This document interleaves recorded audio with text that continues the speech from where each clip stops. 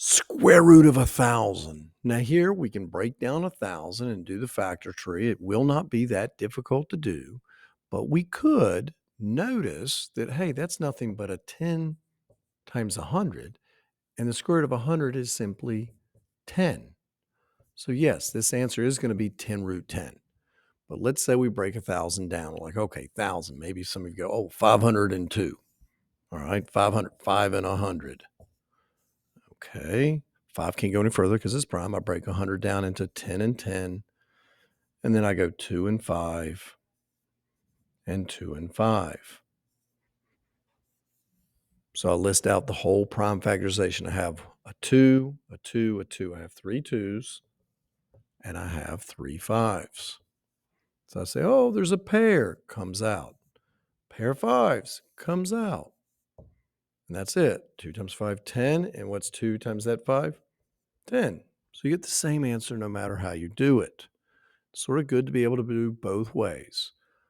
I think a factor tree never fails me, though. I never mess that up. All right, look at this guy. Well, if we do 100, we should know square root of 100 is 10, so we should see a 10 comes out. But let's pretend we don't. Let's say, oh, we have 10 and 10 right there. That should have told you, oh, pair of 10s, but it's okay. 2 and 5, 2 and 5. And so we have 2 times 2 times 5 times 5 times we have A. So I have a pair of 2s, comes out. I have a pair of 5s, comes out. I have a pair of A's, comes out.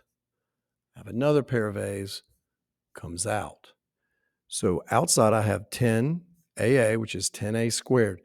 You have nothing left on the inside. So that square root, you don't write it. You don't need it.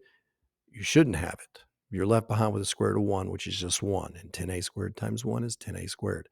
If everybody disappears out of the square root, you get rid of it. Just like if we take the square root of 16, we're like, oh, it's 4. We don't say, oh, it's 4 root something. It's just 4. Final problem, the fourth root of 32. Well, if we break 32 down, what multiplies together give me 32? Maybe you just like to cut it in half, 2 and 16. 16, a 4 and a 4.